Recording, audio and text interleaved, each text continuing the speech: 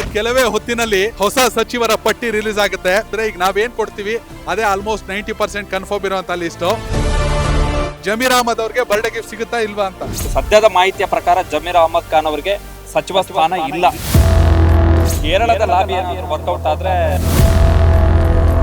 S ಮಲ್ಲಿಕಾರ್ಜುನ್ಗೆ minister post ಸಿಗುತ್ತೆ ಅನ್ನೋದು confirm. ಎಷ್ಟು ಅನ್ನೋ ರೀತಿಗೆ ಕೇಸ್ ಬಸವಂತಪ್ಪ ಹೆಸರು ಕೂಡ ಬರ್ತಾ ಇದೆ. ಮಾಯಕೊಂಡ ಚಿಕ್ಕಮಂಗ್ಳೂರು ಕೋಟ ಇದೆಯಾ ಈ ಬಾರಿ ಸಚಿವ ಸ್ಥಾನಕ್ಕೆ? ಕುತೂಹಲ ಇದೆ. ಮಹಿಳಾ ಕೋಟದಲ್ಲಿ ಸಿಗುತ್ತಾ ಅಥವಾ ಇಲ್ಲಿರುವಂತ ಟಿ.ಡಿ. ರಾಜೇಗೌಡರು ಅಥವಾ ಶ್ರೀನಿವಾಸ್ ಅವರಿಬ್ಬರಲ್ಲಿ ಯಾರಿಗಾರು ಸಿಗುತ್ತಾ? ಫಲಿತಾಂಶದಲ್ಲಿ ಅನ್ಯಾಯವಾಗಿದೆ ಅಂತ ಏನು ಹೇಳ್ತಿದ್ರಲ್ಲ, 4 ವರ್ಷ ಅಧಿಕಾರದಿಂದ ವಂಚಿತರಾದ್ರು ಅಂತ ಹೇಳಿ ಗಾಯತ್ರಿ ಶಾಂತೇಗೌಡರು ಏನ್ ಹೇಳ್ತಿದ್ದಾರೆ. ಹಾಗಾಗಿ ಅವರಿಗೆ ಏನಾದ್ರು 1.5 ವರ್ಷ ಏನಾದ್ರು ಅವಕಾಶ ಮಾಡ್ಕೊಡ್ತಾರ? ರಿಜ್ವಾನ್ ಅರ್ಷದ್ ಆಗಿರ್ಬೋದು, ಕನೀಜ್ ಫಾತಿಮಾ ಹೆಸರು ಕೇಳಿ ಬರ್ತಾ ಇದೆ. ಮೈಸೂರಿಂದ ತನ್ವೀರ್ ಸೇಠ್ ಅವರ ಹೆಸರು ಕೇಳಿ ಬರ್ತಾ ಇದೆ. ಕೊಡಗಿಂದ ಎಸ್ ಪೊನ್ನಣ್ಣ ಅವರ ಹೆಸರು ಕೇಳಿ ಬರ್ತಾ ಇದೆ. ಶರದ್ ಬಚ್ಚೇಗೌಡರ ಹೆಸರು ಕೇಳಿ ಬರ್ತಾ ಇದೆ. ಯಾವ್ದೆಲ್ಲ ಸರ್ಪ್ರೈಸ್ ಪ್ಯಾಕೇಜ್ ಇದೆ ಅನ್ಸುತ್ತೆ? ಇದು ಬಹುತೇಕ ಕನ್ಫರ್ಮ್.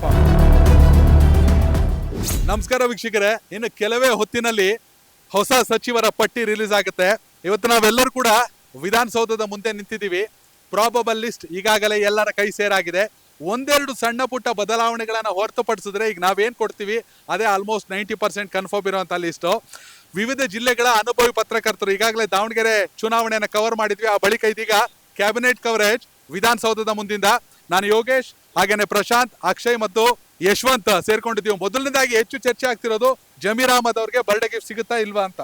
ಯೋಗಿಜಿ ಡೇ 1 ಅಂದ್ರೆ ಡಿ.ಕೆ. ಶಿವಕುಮಾರ್ ಅವರ ಮೊದಲ ಕ್ಯಾಬಿನೆಟ್ ರಚನೆ ಆದಂತಹ ಸಂದರ್ಭದಲ್ಲಿ ಇದ್ದಂತ ಮೊದಲ ಪ್ರಶ್ನೆಯೇ ಸಚಿವ ಜಮೀರ್ ಅಹಮದ್ ಖಾನ್ ಅವರನ್ನ ಕೈ ಬಿಡ್ತಾರೆ ಅಂತೇಳಿ. ಸೊ ಅದ್ರ ಪ್ರಕಾರ ಕೈ ಬಿಟ್ಟಿದ್ರು, ಮೊದಲ ಕ್ಯಾಬಿನೆಟ್ ನಿಂದ ಕೈ ಬಿಟ್ಟಿದ್ರು. ಅದಾದ ಬಳಿಕ ಒಂದು ಆಡಿಯೋ ವೈರಲ್ ಆಯಿತು, ಎಲ್ಲವೂ ಆಯಿತು. ಈಗ ರೀಸೆಂಟ್ ಆಗಿ ಜಮೀರ್ ಅಹಮದ್ ಖಾನ್ ಎಲ್ಲ ಮಾಧ್ಯಮಗಳಿಗೆ ಇಂಟರ್ವ್ಯೂ ಕೊಟ್ಟಿದ್ದಾರೆ, ನನ್ನಿಂದ ತಪ್ಪಾಗಿದ್ರೆ ಕ್ಷಮಿಸಿ ಅಂತೇಳಿ. ಬಟ್ ಪ್ರಶ್ನೆ ಏನು ಅಂತ ಹೇಳಿದ್ರೆ, ಈ ಸದ್ಯದ ಮಾಹಿತಿಯ ಪ್ರಕಾರ ಜಮೀರ್ ಅಹಮದ್ ಖಾನ್ ಅವರಿಗೆ ಸಚಿವ ಸ್ಥಾನ ಇಲ್ಲ ಸದ್ಯದವರೆಗೂ ಕೂಡ. ಆದ್ರೆ ಲಾಸ್ಟ್ ಮೂಮೆಂಟ್ ನ ಲಾಬಿ ಲೆಕ್ಕಾಚಾರಗಳು ಈಗ ದೆಹಲಿ ಭೇಟಿಯನ್ನ ಮುಗಿಸ್ಬಿಟ್ಟು ಬಂದಿದ್ದಾರೆ. ಆ ದೆಹಲಿಯಿಂದ ಬರುವಂತ ಸಂದರ್ಭದಲ್ಲಿ ರಾಹುಲ್ ಗಾಂಧಿ, ವೇಣುಗೋಪಾಲ್ ಮತ್ತು ಸುರ್ಜೇವಾಲಾ ಸಿದ್ದರಾಮಯ್ಯ ಮತ್ತು ಡಿ.ಕೆ. ಶಿವಕುಮಾರ್ ಅವರಿಗೆ ಹೇಳಿದ್ರಂತೆ, ನೀವು ಹೋಗಿ ನಾವು ಫೈನಲ್ ಮಾಡಿ ಕಳಿಸ್ತೀವಿ ಅಂತೇಳಿ. ಸೊ ಕರ್ನಾಟಕ ಸರ್ಕಾರದ 21 ಸಚಿವರ ಪಟ್ಟಿ ಏನಿದೆ ಅದು ಡೆಲ್ಲಿಯಲ್ಲಿ ಫೈನಲ್ ಆಗ್ತಿರೋದ್ರಿಂದಾಗಿ ಜಮೀರ್ ಅಹಮದ್ ಖಾನ್ ಕೇರಳದ ಮುಖಾಂತರ ಲಾಬಿ ಮಾಡ್ತಿರೋ ಕಾರಣಕ್ಕೋಸ್ಕರ ಕೇರಳದ ಲಾಬಿ ಏನಾದ್ರು ವರ್ಕೌಟ್ ಆದ್ರೆ ಸಚಿವ ಸ್ಥಾನ ಸಿಗಬಹುದು, ಇಲ್ಲದಿದ್ರೆ ಕಷ್ಟ. ಎಸ್, ಮತ್ತೊಂದು ಪ್ರಶ್ನೆ ಯಶವಂತ್ ಅವ್ರಿಗೆ. ಎಸ್ ಮಲ್ಲಿಕಾರ್ಜುನ್ ಅನ್ನೋದಕ್ಕಿಂತ ಹೆಚ್ಚಾಗಿ ಶಾಮನೂರ್ ಅವರ ಕುಟುಂಬಕ್ಕೆ ಈ ಬಾರಿ ಯಾವ ಖಾತೆ ಅಂತ? ಎಸ್ ಮಲ್ಲಿಕಾರ್ಜುನ್ಗೆ ಬಾರಿ ಅಬಕಾರಿ ಅಥವಾ ಅರಣ್ಯ ಖಾತೆ ಸಿಗುವಂತ ಸಾಧ್ಯತೆ ಇದೆ. ಬಹಳ ಚರ್ಚೆ ಕೂಡ ಆಗ್ತಾ ಇದೆ ಅವ್ರಿಗೆ ಸಿಗುತ್ತೆ ಅಂತೇಳಿ. ಮತ್ತೆ ಲಿಂಗಾಯತ ಸಮುದಾಯದ ಕೋಟಾದಲ್ಲಿ ಅವರಿಗೆ ಕೊಡ್ತಾರೆ ಅಂತೇಳಿ ಬಹುತೇಕ ಚರ್ಚೆ ಆಗ್ತಾ ಇರುವಂಥದ್ದು. ಈಗ ಆಲ್ರೆಡಿ ಎಸ್.ಎಂ. ಕೃಷ್ಣ ಅವಧಿಯಲ್ಲೂ ಕೂಡ ಸಚಿವರಾಗಿದ್ದು ಎಸ್ ಮಲ್ಲಿಕಾರ್ಜುನ, ಸಿದ್ದರಾಮಯ್ಯ ಅವರು ಸಚಿವ ಸಂಪುಟದಲ್ಲಿ ಆಗಿದ್ರು. ಈಗ ಡಿ.ಕೆ. ಶಿವಕುಮಾರ್ ಸಚಿವ ಸಂಪುಟದಲ್ಲಿ ಆಗ್ತಾರೆ ಅಂತೇಳಿ. ಮತ್ತೊಂದು ಅಚ್ಚರಿಯ ಹೆಸರು ಅನ್ನೋ ರೀತಿಗೆ ಕೇಸ್ ಬಸವಂತಪ್ಪ ಹೆಸರು ಕೂಡ ಬರ್ತಾ ಇದೆ. ಮಾಯಕೊಂಡ ಒಂದು ವೇಳೆ ಎಸ್.ಸಿ ಸಮುದಾಯದ ಬಲಗೈಯಲ್ಲಿ ಏನಾದ್ರು ಕೊಡಬೇಕು ಅಂತ ಆಯ್ತು ಅಂದ್ರೆ ಬಸವಂತಪ್ಪ ಹೆಸರು ಕೂಡ ಮುನ್ನೆಲೆಯಲ್ಲಿ ಇರೋದ್ರಿಂದ ಈ ಒಂದು ಹಗ್ಗ ಜಗ್ಗಾಟ ಜಾಸ್ತಿ ನಡೀತಾ ಇದೆ. ಆ ಲಿಂಗಾಯತ ಕೋಟದಲ್ಲಿ ಆಲ್ರೆಡಿ ಮಲ್ಲಿಕಾರ್ಜುನ್ ಫಿಕ್ಸ್ ಆಗಿದ್ದಾರೆ. ಎಸ್.ಸಿ ಕೋಟದಲ್ಲಿ ಏನಾದ್ರು ವೇರಿಯೇಷನ್ ಆಯ್ತಾರೆ ಮಲ್ಲಿಕಾರ್ಜುನ್ ಎಲ್ಲೋ ಸ್ವಲ್ಪ ಅಲ್ಲಾಡೋ ಸಾಧ್ಯತೆ ಬಹುತೇಕ ಇರುವಂತದ್ದು. 99% ಮಲ್ಲಿಕಾರ್ಜುನ್ ಹೆಸರು ಫಿಕ್ಸ್ ಆಗಿದೆ. ಇನ್ನೊಂದ್ ಕಡೆ ಚಿಕ್ಕಮಂಗ್ಳೂರು ಅಂದ ತಕ್ಷಣ ಈ ಬಾರಿಯ ವಿಧಾನಸಭೆ ಅಂದ್ರೆ ಈ ಬಾರಿಯ ಸರ್ಕಾರದಲ್ಲಿ MLA-ಗೂ ಪೈಪೋಟಿ, ಶೃಂಗೇರಿ ವಿಚಾರಕ್ಕೆ ಬಂದ್ರೆ MLC-ಗೂ ಪೈಪೋಟಿ, ಗಾಯತ್ರಿ ಶಾಂತೇಗೌಡರ ವಿಚಾರಕ್ಕೆ ಬಂದ್ರೆ ಚಿಕ್ಕಮಂಗ್ಳೂರು ಕೋಟ ಇದೆಯಾ ಈ ಬಾರಿ ಸಚಿವ ಸ್ಥಾನಕ್ಕೆ? ಚರ್ಚೆ ಆಗ್ತಾ ಇದೆ. ಯಾಕಂತ ಹೇಳಿದ್ರೆ ಅಲ್ಲಿ ಇಲ್ಲಿ ತನಕ 5 ಜನ MLA-ಗಳಿದ್ರು. ಕಳೆದ ಬಾರಿ ಏನಿದ್ರು 5 ಜನ ಬಿಜೆಪಿಯವರು ಇದ್ರು. ಈ ಸರಿ 5 ಕೂಡ ಕಾಂಗ್ರೆಸ್ಗೆ ಬಂದಿರುವಂತದ್ದು. ಅದ್ರ ಜೊತೆಗೆ ಇನ್ನೊಂದು 2 ಸೀಟುಗಳು MLC ಕೋಟದಲ್ಲಿ ಏನು ಗಾಯತ್ರಿ ಶಾಂತೇಗೌಡ ಇದ್ರು. ಕಳೆದ ಬಾರಿ ಚುನಾವಣೆ ನಡೆದಂತ ಫಲಿತಾಂಶದಲ್ಲಿ ಅವರಿಗೆ ವ್ಯತಿರಿಕ್ತವಾದಂತ ಫಲಿತಾಂಶ ಬಂದಿತ್ತು. ಅಲ್ಲಿಗೆ ಅವರು ಸೋತಿದ್ದಾರೆ ಅಂತ ಹೇಳಲಾಯ್ತು. ಮೊನ್ನೆ ತಾನೇ ಬಂದಿದೆ ಫಲಿತಾಂಶ, ಇಲ್ಲ ಅವರು ವಿನ್ ಆಗಿರೋದು ಅಂತೇಳಿ. ಅವರು ಕೂಡ MLC ಆಗಿ ಎಂಟ್ರಿ ಆಗಿದ್ದಾರೆ. ಅದರ ಜೊತೆಗೆ ಇತ್ತೀಚೆಗೆ ಆರತಿ ಕೃಷ್ಣ ಅವರು ಕೂಡ MLC ಆಗಿ ಬಂದಿದ್ದಾರೆ. ಸೊ ಒಟ್ಟಿಗೆ 5+2 7 ಜನ ಇದ್ದಾರೆ. ಹಾಗಾಗಿ ಒಂದು ದೊಡ್ಡ ಮೊತ್ತದ ಕುತೂಹಲ ಇದೆ. ಯಾಕಂದ್ರೆ ಚಿಕ್ಕಮಗಳೂರಿನ ಒಂದು ಪುಟ್ಟ ಅಂದ್ರೆ ಬೇರೆ ಜಿಲ್ಲೆಗಳಿಗೆ ಕಂಪೇರ್ ಮಾಡಿದಾಗ ಒಂದು ಚಿಕ್ಕ ಜಿಲ್ಲೆಯಲ್ಲಿ 7 ಜನ ಇದ್ದಾರೆ. ಅಂದ್ರೆ ಕಾಂಗ್ರೆಸ್ಗೆ ಮುನ್ನೆಲೆಗೆ ತರಲಿಕ್ಕೆ ಇಷ್ಟು ಜನರ ಕೊಡುಗೆ ಇದೆ. ಹಾಗಾಗಿ ಕೊಡಬೇಕು ಅಂತಿದೆ. ಅದರಲ್ಲೂ ಕೂಡ ಒಂದಷ್ಟು ವಿಚಾರಗಳು ನಿಮಗೆ ಗೊತ್ತಿದೆ. ಒಂದ್ರ ಲಾಬಿ ಮಾಡೋ ಮಟ್ಟಕ್ಕೆ ಒಂದಷ್ಟು ಜನ ತಮ್ಮಯ್ಯವರು ಬರಲಿಲ್ಲ, ಇಲ್ಲ ಅವರು ನೇರವಾಗಿ ಹೇಳಿಕೆನೆ ಕೊಟ್ಟರು. ನಾನು ಮೊದಲನೇ ಬಾರಿ ಗೆದ್ದಿದ್ದೀನಿ, ನನಗೇನು ಸಚಿವ ಸ್ಥಾನ ಬೇಡ ಅನ್ನುವಂಥದ್ದು ಹೇಳಿಕೆ ಕೊಟ್ಟರು. ಆದರೆ ಟಿ.ಡಿ. ರಾಜೇಗೌಡರು ಏನಿದ್ದಾರೆ 2ನೇ ಬಾರಿ ಗೆದ್ದಂಥವ್ರು. ಅದೇ ರೀತಿಯಾಗಿ ತರೀಕೆರೆಯಿಂದ ಶ್ರೀನಿವಾಸ್ ಅವರು ಏನಿದ್ದಾರೆ ಅವರು ಕೂಡ 2013 ಮತ್ತೆ 23 2 ಬಾರಿ ಗೆದ್ದಂಥವ್ರು. ಅವರಿಬ್ರು ಕೂಡ ಒಂದು ದೊಡ್ಡ ಮಟ್ಟದ ಪ್ರಯತ್ನವನ್ನು ಪಡ್ತಿದ್ದಾರೆ ಇಲ್ಲಂತ. ಅದರ ಜೊತೆಗೆ ನಯನ ಮೋಟಮ್ ಅವರು ಏನಿದ್ದಾರೆ ಅವರು ಕೂಡ ಒಂದಷ್ಟು ದೆಹಲಿಗೆ ಹೋಗಿ ಬರುವಂತ ಕೆಲಸವನ್ನ ಮಾಡ್ತಿದ್ದಾರೆ. ಅವರು ಕೂಡ ಮಾಧ್ಯಮಗಳ ಜೊತೆ ಮಾತಾಡ್ತಾ ಹೇಳ್ತಿದ್ರು, ಮಹಿಳಾ ಕೋಟಾದಲ್ಲಿ ನಾನು ಕೂಡ ಪ್ರಯತ್ನ ಮಾಡ್ತಿದ್ದೀನಿ, ಅದ್ರ ಜೊತೆಗೆ ಹೊಸಬರಿಗೆ ಅವಕಾಶ ಕೊಡಬೇಕು ಅಂತ ಹೇಳ್ಕೊಂಡು ಒಂದಷ್ಟು ಚರ್ಚೆ ಆಗ್ತಿದೆ. ಹಾಗಿದ್ರೆ ನನಗೆ ಮಂತ್ರಿ ಸ್ಥಾನ ಸಿಕ್ಕಿದ್ರೆ ಖಂಡಿತ ನಾನು ನಿಭಾಯಿಸ್ತೇನೆ, ಕೊಡಬೇಕು ಅನ್ನೋ ಒಂದು ಮಾತನ್ನ, ಅದರ ಒಟ್ಟಿಗೆ ಅದಕ್ಕೆ ಏನೇನು ಬೇಕು ಅಂದ್ರೆ ಎದುರುಗಡೆನ ಅಷ್ಟು ಮಾತಾಡ್ತಿದ್ದಾರೆ ಅಂತ ಹೇಳಿದ್ರೆ ಹಿಂದ್ಗಡೆಯಿಂದ ಒಂದಷ್ಟು ಪ್ರಯತ್ನನ ಮಾಡಿರ್ತಾರೆ. ಹಾಗಾಗಿ ಒಂದು ಕುತೂಹಲ ಇದೆ, ನಿಜಕ್ಕೂ ಈ ಮಹಿಳಾ ಕೋಟಾದಲ್ಲಿ ಸಿಗುತ್ತಾ ಅಥವಾ ಇಲ್ಲಿರುವಂತ ಟಿ ಡಿ ರಾಜೇಗೌಡರು ಅಥವಾ ಶ್ರೀನಿವಾಸ್ ಅವರಿಬ್ಬರಲ್ಲಿ ಯಾರಿಗಾರು ಸಿಗುತ್ತಾ, ಏನಾದ್ರೂ ಈಗ ಇಲ್ಲಿವರೆಗೂ ಕೂಡ ಫಲಿತಾಂಶದಲ್ಲಿ ಅನ್ಯಾಯವಾಗಿದೆ ಅಂತ ಏನು ಹೇಳ್ತಿದ್ರಲ್ಲ, 4 ವರ್ಷ ಅಧಿಕಾರದಿಂದ ವಂಚಿತರಾದ್ರು ಅಂತ ಹೇಳಿ ಗಾಯತ್ರಿ ಶಾಂತೇಗೌಡರು ಏನ್ ಹೇಳ್ತಿದ್ದಾರೆ. ಹಾಗಾಗಿ ಅವ್ರಿಗೇನಾದ್ರೂ ಇನ್ನೊಂದೂವರೆ ವರ್ಷ ಏನಾದ್ರು ಅವಕಾಶ ಮಾಡಿಕೊಡ್ತಾರ. ಸೊ ಒಂದಷ್ಟು ಕುತೂಹಲ ಇದೆ, ನೋಡ್ಬೇಕು. ಒಟ್ಟಲ್ಲಿ ಚಿಕ್ಕಮಗಳೂರು ಕಾಫಿನಾಡಲ್ಲಿ ಎಲ್ಲರೂ ಆಕಾಂಕ್ಷಿಗಳೇ. ಅಕ್ಷಯ್, ಜಮೀರ್ ಅವ್ರ ವಿಚಾರ ಮಾತಾಡಿದ್ರಿ. ಜಮೀರ್ ಅವ್ರ ಆಟ ಇದೆಯೋ ಇಲ್ವೋ ಗೊತ್ತಿಲ್ಲ, ಆದ್ರೆ ಒಂದಷ್ಟು ಹೊಸ ಮುಖಗಳು, ಅದರಲ್ಲೂ ಅಲ್ಪಸಂಖ್ಯಾತರು ಈ ಸಲ ಎಂಟ್ರಿ ಕೊಡ್ತಿದ್ದಾರೆ.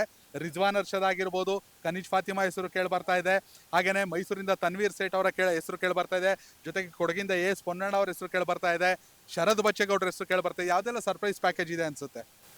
ಈಗ ನೀವು ಇಷ್ಟು ಹೆಸರು ಏನ್ ಹೇಳಿದ್ರಿ, ಇದು ಬಹುತೇಕ ಕನ್ಫರ್ಮ್.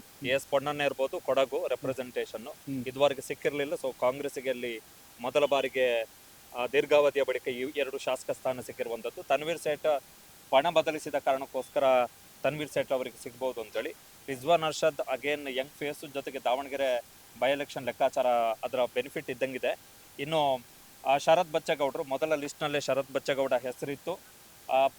ಈಗ ಫೈನಲ್ ಲಿಸ್ಟ್ನಲ್ಲಿ ಆ ಹೆಸರು ಕನ್ಫರ್ಮ್ ಆಗಿರುವಂಥದ್ದು.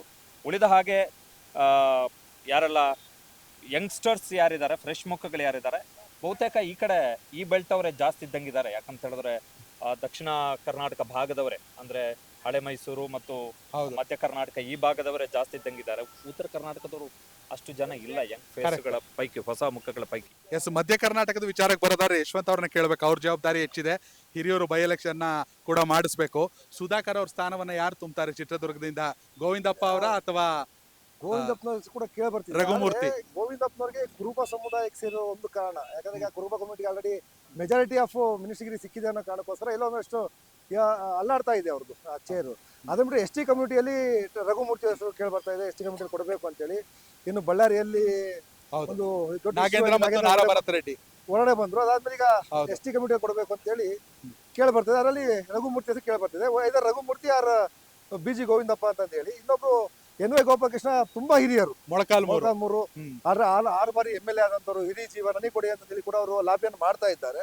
ಬಟ್ ಎಸ್ ಟಿ ಕಮ್ಯುನಿಟಿಯಲ್ಲಿ ಕೊಟ್ಟರೆ Raghumurthy R N Y Gopalakrishna, S T ಕಮ್ಯುನಿಟಿಯನ್ನು ಬಿಟ್ಟು ಕೊಟ್ಟರೆ ಈ ಕಡೆ ಬಿ ಜಿ ಗೋವಿಂದಪ್ಪ ಹೆಸರು ಕೇಳಿ ಬರ್ತಾ ಇರುವಂತದ್ದು ಮಧ್ಯ ಕರ್ನಾಟಕದಲ್ಲಿ. ಮತ್ತೊಂದು ಬಳ್ಳಾರಿ ವಿಚಾರಕ್ಕೆ ಬರೋದಾದ್ರೆ, ಈ ಕಡೆ ನಾಗೇಂದ್ರ ಅವರ ಕಾಂಟ್ರವರ್ಸಿ ಬೇಡ, ಈ ಕಡೆ ನಾರಾ ಭರತ್ ರೆಡ್ಡಿ ಅವರ ಕಿರಿಕು ಬೇಡ. ಸೈಲೆಂಟ್ ಆಗಿ ತುಕಾರಾಮ್ ಫ್ಯಾಮಿಲಿ ಕೊಟ್ಬಿಟ್ರೆ ಅನ್ನಪೂರ್ಣ ತುಕಾರಾಮ್ ಅವ್ರ ಹೆಸರು ಕೂಡ ಚರ್ಚೆ ಆಗ್ತಿದೆ. ಅದೇನಿದೆ ಅಂತ ನೋಡೋಣ. ಎಸ್, ಈಗ ಹಾಸನದ ವಿಚಾರಕ್ಕೆ ಬರೋಣ. ಶಿವಲಿಂಗೇಗೌಡರಿಗೆ ಸಚಿವ ಸ್ಥಾನವನ್ನ ಕೊಡ್ಲೇಬೇಕು ಅನ್ನೋ ಕಾರಣಕ್ಕಾಗಿ JDS ಇಂದ ಕಾಂಗ್ರೆಸ್ಗೆ ಕರ್ಕೊ ಬಂದ್ರು. ಎಸ್, ಹಾಗಾಗಿ ಅವರು ಮೊದಲನೇ ಬಾರಿಲೇ ಏನು ಸಚಿವ ಸಂಪುಟ ವಿಸ್ತರಣೆ ಆಯಿತು. ಸಿದ್ದರಾಮಯ್ಯ ಏನು CM ಆಗಿ ಪ್ರಮಾಣ ವಚನ ಸ್ವೀಕಾರ ಮಾಡಿದ್ರು. ಆ ಟೈಮಲ್ಲಿ ಅವರು ಇಲ್ಲ ನಾನು ಮಂತ್ರಿ ಆಗ್ತೀನಿ ಅನ್ನುವಂಥ ಆಶಾಭಾವನೆಯನ್ನು ಹೊಂದಿದ್ರು. ಕಾರಣ ಸಿದ್ದರಾಮಯ್ಯನವರು ನನ್ನನ್ನು ಗ್ರ್ಯಾಂಡ್ ವೆಲ್ಕಮ್ ಮಾಡಿ ಬಿಜೆಪಿ ಕರ್ಕೊಂಡು ಅವರಿಗೋಸ್ಕರನೇ, ಸಿದ್ದರಾಮಯ್ಯಗೋಸ್ಕರನೇ ನಾನು ಕಾಂಗ್ರೆಸ್ ಸೇರ್ತಾ ಇದ್ದೀನಿ ಅನ್ನುವಂಥ ಮಾತನ್ನು ಕೂಡ ಶಿವಲಿಂಗೇಗೌಡರು ಹೇಳಿದ್ದಂಥದ್ದು ನಿಮಗೆ ಗೊತ್ತಿದೆ. ಅಲ್ಲಿ ಹಾಸನ ರಾಜಕಾರಣ ಹೇಗಿದೆ ಅಂತ ಹೇಳಿದ್ರೆ, ದೇವೇಗೌಡರ ಕುಟುಂಬಕ್ಕೆ ಸೆಡ್ಡು ಹೊಡೆದು ಇವರು ಕಾಂಗ್ರೆಸ್ಗೆ ಸೇರಿದಂಥದ್ದು. ಆದರೆ ಮೊದಲನೇ ಬಾರಿ ನಡೆದಂಥ ಇದರಲ್ಲಿ ಅವರಿಗೆ ಅವಕಾಶ ಸಿಗಲಿಲ್ಲ. ಆದರೆ ಈ ಬಾರಿ ಅಂತೂ ಖಂಡಿತವಾಗಿಯೂ ಸಿಗುತ್ತೆ ಅನ್ನುವಂತಹ ಒಂದು ಅವಕಾಶ ಇದೆ. ಯಾಕಂತ ಹೇಳಿದ್ರೆ ಹಾಸನ ಜಿಲ್ಲೆಯಲ್ಲಿ ಇರುವಂಥದ್ದು ಒಬ್ಬ ಏಕೈಕ ಕಾಂಗ್ರೆಸ್ MLA. ಇನ್ನು ಉಳಿದಂಥ 4 ಸ್ಥಾನ ಏನಿದೆ JDS MLA ಇರುವಂಥದ್ದು. ಇನ್ನು 2 ಸ್ಥಾನದಲ್ಲಿ ಸಕಲೇಶ್ಪುರ ಮತ್ತು ಬೇಲೂರಲ್ಲಿ BJP MLAಗಳು ಇರುವಂಥದ್ದು. ಸೊ ಹಾಗಾಗಿ ಇಲ್ಲಿ ನಾವು ಪಕ್ಷವನ್ನು ಸಂಘಟನೆ ಮಾಡಬೇಕು ಮುಂಬರುವ ಚುನಾವಣೆ ದೃಷ್ಟಿಯಿಂದ ಅನ್ನೋ ಲೆಕ್ಕವನ್ನು ಹಾಕೊಂಡ್ರು ಕೂಡ ಆಲ್ಮೋಸ್ಟ್ ಶಿವಲಿಂಗೇಗೌಡರಿಗೆ ಸಚಿವ ಸ್ಥಾನ ಫಿಕ್ಸ್ ಅನ್ನುವಂಥ ವಿಚಾರಗಳು ದಟ್ಟವಾಗಿರುವಂಥದ್ದು. ಅಕ್ಷಯ್, ಮುಖ್ಯವಾಗಿ ಹೊಸಬರಿಗೆ ಕನಿಷ್ಠ 1 ಡಜನ್ ಸಚಿವ ಸ್ಥಾನವನ್ನು ಕೊಡಬೇಕು. ಅಂದರೆ ಫಸ್ಟ್ ಟೈಮ್ ಸಚಿವರಾಗ್ತಾರೆ ಅಥವಾ ಫಸ್ಟ್ ಟೈಮ್ MLA ಆಗಿರ್ತಾರೆ, ಗೆದ್ದಿರ್ಬೋದು ಶಾಸಕ ಸ್ಥಾನ, ಹೊಸಬರು ಎಂಟ್ರಿ ಕೊಡ್ತಾರೆ ಅಂತ. ಇದು 2028ರ ಚುನಾವಣೆ ಮೇಲೆ ಒಂದಷ್ಟು ಪರಿಣಾಮ ಬೀರುತ್ತೆ ಅನ್ನೋದು ನನ್ನ ಅಭಿಪ್ರಾಯ. ಗೌತಮ್ ಗಂಭೀರು ಸ್ಟಾರ್ ಕಲ್ಚರ್ ಬೇಡ ಅಂದ್ಬಿಟ್ಟು ಟೀಮ್ ಇಂಡಿಯಾನೇ ಹಾಳು ಮಾಡಾಕ್ಬಿಟ್ರು. ಈಗ ಯಂಗ್ಸ್ಟರ್ಸಿಗೆ ಅವಕಾಶ ಕೊಟ್ಟರೆ, ಎಕ್ಸಾಂಪಲ್ ಮಾದೇವಪ್ಪನ ಹೊರಗೆ ಕೂರಿಸಿದ್ರು, ಎಕ್ಸಾಂಪಲ್ ತನ್ವೀರ್ ಸೇಠ್ನ ಹೊರಗೆ ಕೂರಿಸಿದ್ರು ಅಂತ ಅಂದ್ಕೊಂಡ್ರೆ 2028ರ ಚುನಾವಣೆಗೆ ಅವರೆಲ್ಲ ಯಾಕೆ ನಿಂತ್ಕೋಬೇಕು, ಯಾಕೆ ಪಕ್ಷಕ್ಕೆ ಬಲಪಡಿಸ್ಬೇಕು? ಹೀಗಾಗಿ ಹೊಸಬರಿಗೆ ಹೆಚ್ಚಾಗಿ ಅವಕಾಶ ಕೊಡೋದು ಒಳ್ಳೇದಾ ತಪ್ಪ? ಒಂದು ಕ್ಯಾಸ್ಟ್ ರೆಪ್ರೆಸೆಂಟೇಷನ್ ಮಾಡ್ಲೇಬೇಕಾಗತ್ತೆ. ಈಗ ನಾವು ಫಾರ್ ಎಕ್ಸಾಂಪಲ್ ಚಾಮರಾಜನಗರಕ್ಕೆ ಬಂದ್ರೆ ಪುಟ್ಟರಂಗ ಶೆಟ್ಟಿ ಏಕೈಕ ಉಪ್ಪಾರ ಸಮುದಾಯದ ಮತಗಳು ತುಂಬಾ ಇದಾವೆ, ಪ್ರಭಾವ ಬೀರುವಂತ ಮಟ್ಟಕ್ಕಿದೆ.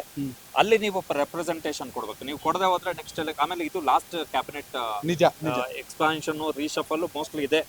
ಇನ್ನು ಎಕ್ಸ್ಟ್ರೀಮ್ ಕೇಸಿಗೆ ಬಹುಶಃ ನೆಕ್ಸ್ಟ್ ಇಯರ್ಗೆ ಏನೋ ಆದ್ರೂ ಆಗ್ಬೋದು, ಇಲ್ಲ ಅಂದ್ರೆ ಇಲ್ಲ. ಸೊ ಇದು ಫೈನಲ್ ಕ್ಯಾಬಿನೆಟ್. ಸೊ ನೀವು ಹೇಳದಾಗೆ ಹಿರಿಯರನ್ನ ಏನಾದ್ರೂ ಕೈ ಬಿಟ್ಟು ಹೋದ್ರೆ, ಈಗ ಡಾಕ್ಟರ್ ಎಚ್ ಸಿ ಮಹದೇವಪ್ಪ ಇರ್ಬೋದು, ಸಂತೋಷ್ ಲಾಡು, ಜಮೀರ್ ಅಹಮದ್ ಖಾನ್ ಇರ್ಬೋದು, ಸಂತೋಷ್ ಲಾಡು ಕೆಲಸ ಮಾಡಿದ್ದಾರೆ. ಜೊತೆಗೆ ಮಧು ಬಂಗಾರಪ್ಪ ಇರ್ಬೋದು, ಈಡಿಗ ಸಮುದಾಯದ ಯೂತ್ ಫೇಸ್. ಸೊ ಇವೆಲ್ಲವೂ ಕೂಡ ಮ್ಯಾಟರ್ ಆಗುತ್ತೆ. ನೀವು ಹೇಳದಾಗ ಈಗ ಸಚಿವ ಸ್ಥಾನ ಬೇಡ, ಈಗ ಫಾರ್ ಎಕ್ಸಾಂಪಲ್ ಈಗ ಮಧು ಬಂಗಾರಪ್ಪ ಇರ್ಬೋದು, ಎಚ್ ಸಿ ಮಹದೇವಪ್ಪ ಇರ್ಬೋದು, ಸಂತೋಷ್ ಲಾಡ್ ಇರ್ಬೋದು, ನಿಮಗೆ ಕೊಡಲ್ಲ ಅಂತ ಹೇಳಿದ್ರೆ ದೇ ವಿಲ್ ಕೀಪ್ ಕ್ವೈಟ್. ಹೌದು. ಹಾಗಾಗಿ ಈಗ ನೆಕ್ಸ್ಟ್ ಆಗುವಂತದ್ದು ಡೈರೆಕ್ಟ್ ಎಲೆಕ್ಷನ್. ಈಗ 3 ವರ್ಷದ ಅವಕಾಶ ಇತ್ತು. 3 ವರ್ಷದಲ್ಲಿ ಬಹುಶಃ ಇವ್ರು 2 ಸಲ ಎಕ್ಸ್ಪಾನ್ಷನ್ ಇಲ್ಲ ರೀಶಫಲ್ ಮಾಡ್ಕೋಬೇಕಿತ್ತು, ಮಾಡ್ಕೊಡ್ಲಿಲ್ಲ. ಈಗ ಕ್ಯಾಬಿನೆಟ್ ಹೊಸದಾಗಿ ಬಂದಿರುವಂತದ್ದು ಅವಕಾಶಗಳೇನಿತ್ತು ಅವೆಲ್ಲ ಮಿಸ್ ಆಗಿದೆ. ನೀವು ಹೇಳದಾಗೆ ಸಮುದಾಯದಲ್ಲಿ ದೊಡ್ಡ ಪ್ರಭಾವ ಇರ್ತಕ್ಕಂತಹ ಮಂತ್ರಿಗಳು ಯಾರಿದ್ದಾರೆ ಅವರನ್ನ ನೀವು ಬೆನ್ಸಿಟ್ಟರ್ ತರ ಮಾಡಿದ್ರೆ, ಗೌತಮ್ ಗಂಭೀರ್ ವಿಚಾರಕ್ಕೆ ಬಂದಂತ ಸಂದರ್ಭದಲ್ಲಿ ಬೆನ್ಸಿಟ್ಟರ್ ಮಾಡಿದ್ರೆ it will certainly impact on elections. ಆಮೇಲೆ ಬರುವಂತ ಯಂಗ್ ಫೇಸ್ಗಳು ಸಡನ್ ಆಗಿ ವೋಟ್ ಸ್ಪರ್ಜ್ ಮಾಡ್ತಾರೆ ಅಂತೇಳಿ ಗ್ಯಾರಂಟಿ ಏನು ಇರಲ್ವಲ್ಲ. ನಿಜ. ಎಸ್, ಕೊನೆಯದಾಗಿ ಯಶವಂತ್ ಅವ್ರಿಗೊಂದು ಪ್ರಶ್ನೆ. DK ಶಿವಕುಮಾರ್ ಅವರ ಹೆಸರಿನಲ್ಲಿ ಪ್ರಮಾಣ ವಚನ ತಗೊಂಡಿದ್ದಂತ ಶಾಸಕ ಸ್ಥಾನದ್ದು ಶಿವಗಂಗಾ ಬಸವರಾಜನ ದಾವಣಗೆರೆ ಭಾಗದಲ್ಲಿ SS ಮಲ್ಲಿಕಾರ್ಜುನ ಹೇಳ್ತಾರೆ, ಇವ್ ನೋಡಪ್ಪ ಇವ್ನು ದಾವಣಗೆರೆ DK ಶಿವಕುಮಾರ್ ಅಂತಾರೆ. ಶಿವಗಂಗಾ ಬಸವರಾಜ್ಗೆ ಅವಕಾಶ ಸಿಗಲೂಬಹುದು. ಅಲ್ಲ, ಶಿವಗಂಗಾ ಬಸವರಾಜ್ ಅವಕಾಶ ಸಿಗಲೂಬಹುದು, ಸಿಗಬಾರ್ದು ಅಂತ ಏನು ನೀವಾಗಲೇ ಹೇಳಿದಂಗೆ ಹೊಸಬ್ರಿಗೆ ಕೊಡಬೇಕು ಅಂತ ಹೇಳಿದ್ದಾರೆ, 1 ಡಜನ್ ಕೊಡಬೇಕು ಅಂತಿದ್ದಾರೆ. ಅದರಲ್ಲಿ ಅವ್ರ ಹೆಸರು ಕೇಳಬೈತು ಆರಂಭಿಕ ದಿನಗಳಲ್ಲಿ. ಆದ್ರೆ ಯಾವಾಗ ತುಂಬಾ ಆಪ್ತಿರ್ತಾರೆ ಮಿನಿಸ್ಟ್ರಿಗಳಿಗೆ, CM ಆಪ್ತಿರ್ತಾರೆ, ಆ ಸಂದರ್ಭದಲ್ಲಿ ಒಂದಷ್ಟು ಸ್ಯಾಕ್ರಿಫೈಸ್ ಮಾಡ್ಬೇಕಾಗತ್ತೆ. ಆ ಸ್ಯಾಕ್ರಿಫೈಸ್ ಮಾಡ್ಲಿಕ್ಕೆ ಈಗ DK ಶಿವಕುಮಾರ್ ಶಿಷ್ಯ ಏನು ಶಿವಗಂಗಾ ಬಸವರಾಜ್ ರೆಡಿ ಆಗ್ಬೇಕಾಗತ್ತೆ. ಯಾಕಂದ್ರೆ SS ಮಲ್ಲಿಕಾರ್ಜುನ್ ಹಿರಿಯರಿದ್ದಾರೆ, ಸಮಾಜದ ಒಂದು ಪ್ರಭಾವಿ ರಾಜಕಾರಣಿ ಕೂಡ ಹೌದು, ಪ್ರಭಾವಿ ವ್ಯಕ್ತಿ ಕೂಡ ಹೌದು. ಹಾಗಾಗಿ ಅವ್ರು ತುಂಬಾ ಪ್ರಯತ್ನವನ್ನ ಮಾಡ್ತಾ ಇದ್ದಾರೆ. ಯಾಕಂದ್ರೆ ದಾವಣಗೆರೆ ಬೈ ಎಲೆಕ್ಷನ್ ಅಲ್ಲಿ ಮಲ್ಲಿಕಾರ್ಜುನ್ ಮನಿ ಟಿಕೆಟ್ ಕೊಡಬಾರ್ದು ಅಂತ ಹೇಳಿ ಇಡೀ ರಾಜ್ಯದ ಅಲ್ಪಸಂಖ್ಯಾತರು ಒಂದಾದ್ರು. ಶಿವಗಂಗಾ ಬಸವರಾಜ್ ಕೂಡ ಮಾತನಾಡಿದ್ರು, ಇಲ್ಲ ಬೇರೆ ಕೊಡ್ಬೇಕಂತ ಮಾತನಾಡಿದ್ರು, ಇಷ್ಟೆಲ್ಲ ಆಗಿತ್ತು. ಅದೆಲ್ಲದ್ರ ನಡುವೆ ಫ್ಯಾಮಿಲಿ ಟಿಕೆಟ್ ಬಂತು, ಆದ್ರೆ ಪವರ್ಫುಲ್ ಫ್ಯಾಮಿಲಿ ಅಂತ ಅದು. ಹಾಗಾಗಿ ಎಲ್ಲೊಂದ್ ಕಡೆ ಶಿವಗಂಗಾ ಬಸವರಾಜ್ ಹೆಸರು ಕೊನೆ ದಿನಗಳಲ್ಲಿ ಅದು ಡ್ರಾಪ್ ಆಗ್ತಾ ಇದೆ. SS ಮಲ್ಲಿಕಾರ್ಜುನ್ ಹೆಸರು ಈಗ ಮುನ್ನೆಲೆ ಬರ್ತಾ ಇರುವಂತದ್ದು ವಿಷಯ. ಎಸ್ ವೀಕ್ಷಕರೇ, 4 ಜನ ಒಟ್ಟಾಗಿ ಆಲ್ಮೋಸ್ಟ್ 90% ಕನ್ಫರ್ಮ್ ಲಿಸ್ಟ್ ಅನ್ನ ಕೊಟ್ಟಿದ್ದೀವಿ. ನೀವು ಕೂಡ ಕಾಮೆಂಟ್ ಮೂಲಕ ತಿಳಿಸಿ. ಹಾಗೇನೆ ಈ ಒಗ್ಗಟ್ಟು ಹೊಸ ಮುನ್ಸೂಚನೆಯ ಆರಂಭ. ನಿರೀಕ್ಷಿಸ್ತಾ ಇರಿ. ಧನ್ಯವಾದಗಳು. ಎಷ್ಟೋ ಹೆಣ್ಮಕ್ಳು ಸರ್ ನಾನು ದಪ್ಪ ಇದ್ದೀನಿ, 90 kg ಇದ್ದೀನಿ ಸರ್, 60 kg ಬರಬೇಕು ಸರ್, ಜೊತೆಗೆ PCOD ಕಂಟ್ರೋಲ್ ಆಗಬೇಕು ಸರ್ ಅಂತ ಯೋಚನೆ ಮಾಡ್ತಿದ್ದೀರಾ. 90 kg ಇಂದ 60 kg ಬರಬೇಕು ಅಂತಂದ್ರೆ ನಮ್ಮ ಜೀನಿ ಸ್ಲಿಮ್ ನ ಯೂಸ್ ಮಾಡಿ 100% ನೀವು 60 kg ಬಂದೇ ಬರ್ತೀರಾ. ಇಂತಹ ನೈಜ ಕುತೂಹಲ ಭರಿತ ಸುದ್ದಿಗಳು ನಿಮಗೆ ಸಿಗಬೇಕಂದ್ರೆ ರಾಜ್ಯದ ಪ್ರತಿಷ್ಠಿತ ಜನಪರ ಡಿಜಿಟಲ್ ಸುದ್ದಿ ಮಾಧ್ಯಮ ಪಬ್ಲಿಕ್ ಇಂಪ್ಯಾಕ್ಟ್ ಚಾನೆಲ್ ಅನ್ನು ಯೂಟ್ಯೂಬ್ನಲ್ಲಿ ಸಬ್ಸ್ಕ್ರೈಬ್ ಮಾಡ್ಕೊಳ್ಳಿ. ವಿಡಿಯೋ ಇಷ್ಟವಾದರೆ ಲೈಕ್ ಮಾಡಿ, ನಿಮ್ಮಿಷ್ಟದವರಿಗೆ ಶೇರ್ ಮಾಡಿ ನಮ್ಮನ್ನು ಪ್ರೋತ್ಸಾಹಿಸಿ. ಹಾಗೆಯೇ ಫೇಸ್ಬುಕ್ನಲ್ಲಿ ಪಬ್ಲಿಕ್ ಇಂಪ್ಯಾಕ್ಟ್ ಫಾಲೋ ಮಾಡೋದನ್ನು, ಇನ್ಸ್ಟಾದಲ್ಲಿ ಜೊತೆಯಾಗೋದನ್ನು ಮಿಸ್ ಮಾಡಬೇಡಿ. ಜಾಹೀರಾತು ಹಾಗೂ ಬಿಸ್ನೆಸ್ ಪ್ರಮೋಷನ್ಗಾಗಿ ಸಂಪರ್ಕಿಸಿ 9606037450 ಅಥವಾ 9353224116. ಇದು ಪಬ್ಲಿಕ್ ಇಂಪ್ಯಾಕ್ಟ್, ಜನಶಕ್ತಿಯೇ ನಿರ್ಣಾಯಕ.